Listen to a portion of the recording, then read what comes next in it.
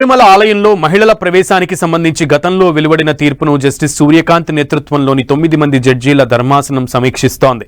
ఈ కేసుపై పిటిషన్దారుల వాదనలు వింటోంది. దీనికి ముందు కేంద్రం తన వివరణను సమర్పించింది. ప్రాచీన కాలం నుంచి కొనసాగుతున్న సాంప్రదాయాలకు అనుగుణంగానే ఈ నిషేధం విధించారు. కానీ దీనికి సంబంధించి మహిళల పట్ల ఎటువంటి వివక్ష లేదని కేంద్రం తెలిపింది. మహిళల ప్రవేశాన్ని అనుమతించడం అనేది ఆరాధనా స్వరూపాన్ని మార్చివేస్తుందని, ఆలయ సాంప్రదాయాలకు అనుగుణంగా శతాబ్దాలుగా భక్తులు స్త్రీ పురుష భేదం లేకుండా అయ్యప్ప స్వామిని పూజిస్తున్నారని కేంద్రం తరపున సొలిసిటర్ జనరల్ తుషార్ మెహతా కోర్టుకు తెలిపారు. ఈ అంశం పూర్తిగా మత విశ్వాసాలకు సంబంధించినదని అన్నారు. ఇది న్యాయ సమీక్షకు అతీతమైందని వాదనలు వినిపించారు. శబరిమల ఆలయంలో మహిళల ప్రవేశానికి సంబంధించి ఉన్న ఆంక్షలు కొనసాగించాలని సుప్రీంకోర్టును కోరారు. కేరళ ప్రభుత్వం కూడా ఆలయ సాంప్రదాయాలను న్యాయస్థానాలు సమీక్షించరాదని వాదిస్తూ రివ్యూ పిటిషన్లకు మద్దతు తెలిపింది.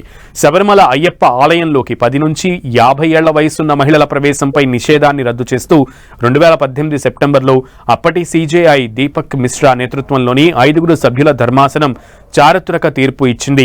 భక్తిలో లింగ వివక్షకు తావులేదని స్పష్టం చేసింది.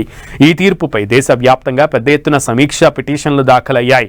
దీంతో 2019 నవంబర్లో అప్పటి సీజేఐ రంజన్ గగోయ్ నేతృత్వంలోని ధర్మాసనం ఈ వివాదంలో ఇమిడి ఉన్న విస్తృత రాజ్యాంగపరమైన ప్రశ్నలను 9 మంది సభ్యుల ధర్మాసనానికి సిఫారసు చేసింది. ఈ క్రమంలోనే 9 మంది సభ్యుల విస్తృత ధర్మాసనం ఈ కేసును విచారిస్తోంది. ఈ విచారణ కేవలం శబరిమల ఆలయంలోకి మహిళల ప్రవేశానికి సంబంధించినది మాత్రమే కాదు, రాజ్యాంగంలోని ఆర్టికల్ 25 ప్రకారం మతస్వేచ్ఛ హక్కు పరిధి, దానికి సమానత్వం, ఇతర ప్రాథమిక హక్కులతో ఉన్న సంబంధం వంటి విస్తృత అంశాలను ధర్మాసనం పరిశీలించనుంది.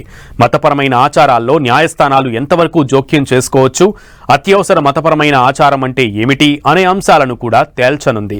ఈ విచారణ ఫలితం శబరిమలకే కాకుండా ఇతర మతాల్లోని పలు వివాదాస్పద అంశాలపై కూడా ప్రభావం చూపనుంది.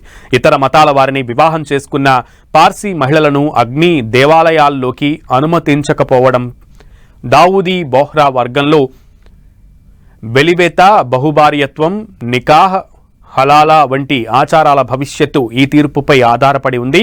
ఏప్రిల్ 22 వరకు పలు దశల్లో ఈ అంశంపై వాదనలు జరగనున్నాయి.